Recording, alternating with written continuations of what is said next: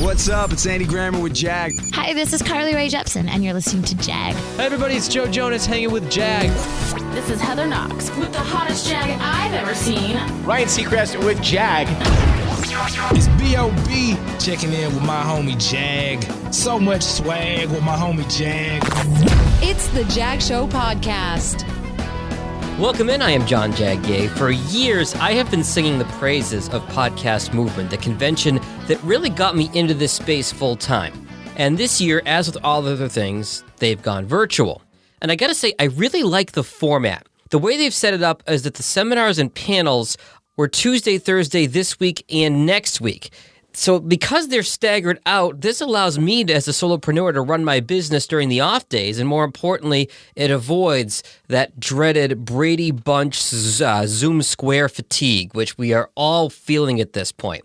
So I watch what I can live, and when I hit my saturation point, I walk away, and I can go back and watch recordings for an hour or two on the off days of the previously done sessions. Brilliantly put together, huge credit to the Podcast Movement team for the way they've done it.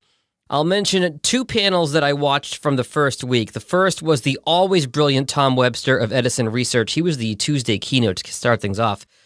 43% of the U.S. population now listen to spoken word audio daily. That is almost half. And in isolation, the second quarter of 2020, when the coronavirus lockdown was really in place, podcast listening at home was 73% of total podcast listening. We were all home. We weren't going anywhere.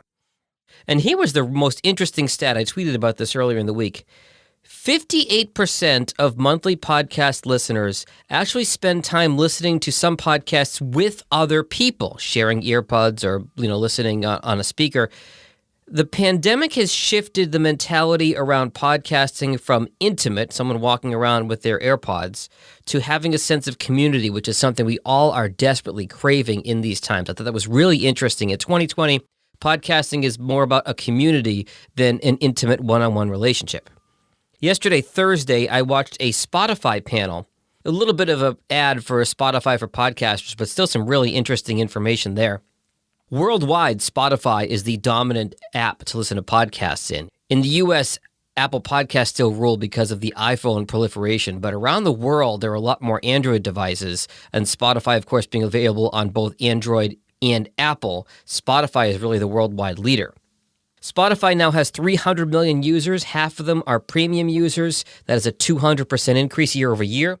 And as Spotify starts to bridge the gap between podcasting and music, they have access to some really great data, such as on your podcasting dashboard, you can actually see the artists that your listeners like the most.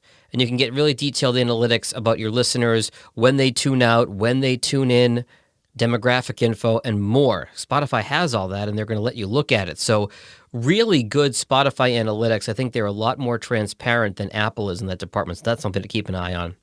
And of course, they promote a lot of tools that Spotify for podcasters have, which include notifications if you get on one of their charts, if you're featured in one of their editorial selected podcasts. They also offer a lot of assets for social sharing and these little visual promo cards too, if you want to promote your podcast or episode. Also, their version of QR codes too. If, say, you were doing an event somewhere and you wanted to put a code for people to scan up on a poster someday if we ever get through the coronavirus. So looking forward to what is to come in Podcast Movement. Again, great job with everything so far in the first week. I'll give you three quick podcast news hits before we wrap up. The great Brene Brown now has a second show as a Spotify exclusive. It is called Dare to Lead.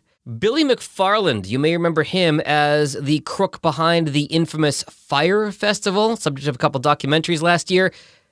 He's done a podcast from jail. The name of the podcast is, appropriately, Dumpster Fire, spelled F-Y-R-E. And finally, Descript has launched a video editor. They announced this week. Descript is a service that will transcribe your podcast and let you edit your audio as a Microsoft Word doc as you edit the transcript. Now, what some other folks in the Podcast Editors Club, including Steve Stewart and I, have noticed is that the Descript audio editor is generally pretty good at removing ums and uhs. You can kind of knock them all out with one button, which is pretty cool. But when you try to take out other crutch words like, sorta, kinda, and other words that sometimes run into the next word, the editor is not as good with those other crutch words. So because it's not perfected yet, I'm really curious to see how the video editor is going to work. Supposedly you can edit it in a Word doc just like you can the audio, but as we all know, video editing is much more complicated than audio editing. So they've just launched this. I have not had a chance to play with it yet. I hope to in the coming weeks, and also to look at other people and what they're saying about it. But supposedly, Descript is now letting you edit video with the ease of editing a Word doc. So we'll keep an eye on that. As always, that'll do it for this week's edition of The Jag Show. Stay healthy, stay safe, and I will talk to you next week. Later. Thanks for listening to the Jag Show podcast. If you like what you heard, be sure to subscribe in Apple, Spotify, Google, or wherever you get your podcasts. For help with your podcast, find Jag on social media at Jag in Detroit or on the web at jagindetroit.com.